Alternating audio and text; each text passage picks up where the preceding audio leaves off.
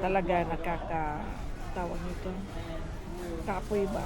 Galing lang kami dito. Andito kami actually ngayon sa Harbor Town. Nagsha-shopping yung aking mga kasamahan. Si Jowa ang tagabantay dito sa aming mga dala-dala. Ako, naglibot ako, ano lang, mga 30 minutes lang ako naglibot. At meron kasing maraming sale. So, may nabili ako na wallet. Ang ganda mga kabubbles. At saka magaan. Kaya nga binili ko na rin dahil okay naman yung presyo. Ah, 100 plus yata noon. Tapos down to 89 na lang. Kaya yun, sinunggaban ko na. So, pakita ko lang. Ito. Marami siyang, ang gaan talaga. Oh. Magaan. Nawawala na naman aking. Tapos, ito yung Australian made kasi ito. Australian brand pala. Oroton. Tapos, may nabili rin ako na damit. Galing din doon. Ito siya.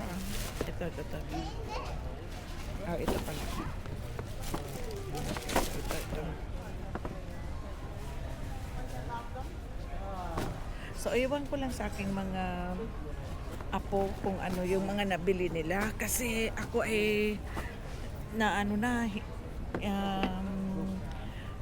kapoy nagsuri-suroy.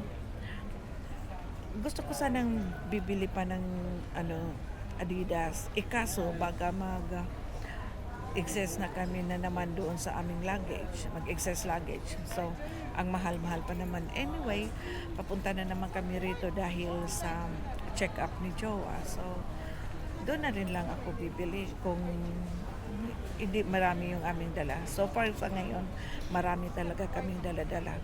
At meron kasi siyang in-order pa ng wine. Ay dadalhin din namin papunta dun sa bukid. Kaso yun, kaya nga na yung bagahe namin ay 3 na yung luggage namin. Tapos may dala pa kaming tawag nito mga bags.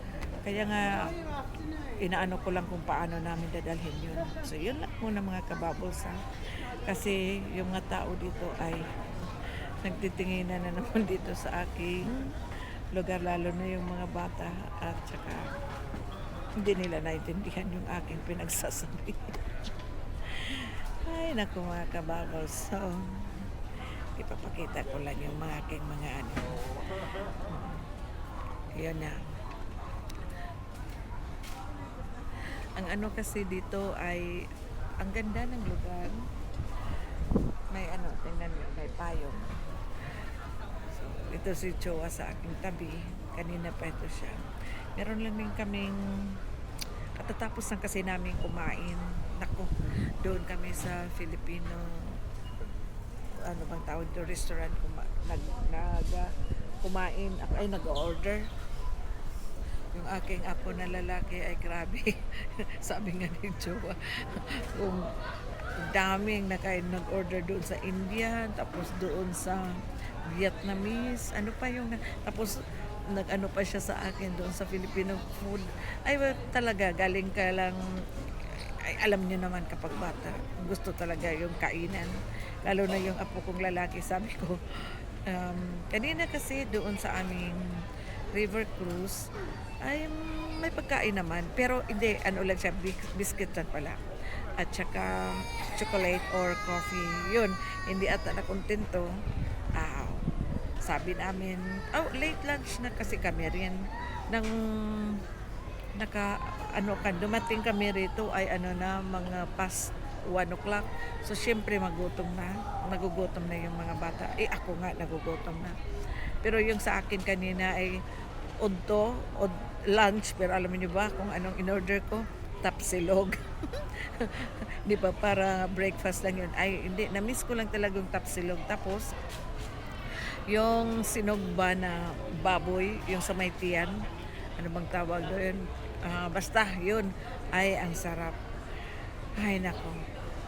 Ang anong tawag nito, busog talaga ako mga kababos. Tapos ano pa ba? Inaantay lang namin yung aking anak, asawa niya, at saka yung dalawa kong apo. Inaantay lang namin. Dito lang kami, oh. Ang ganda ng aming upuan. Ito, tingnan. Nakaka-relax talaga, di ba? Oh. Oh. Ayan. Parang lumaki naman ako kababos. Yan lang muna. So, yun lang muna mga kababos.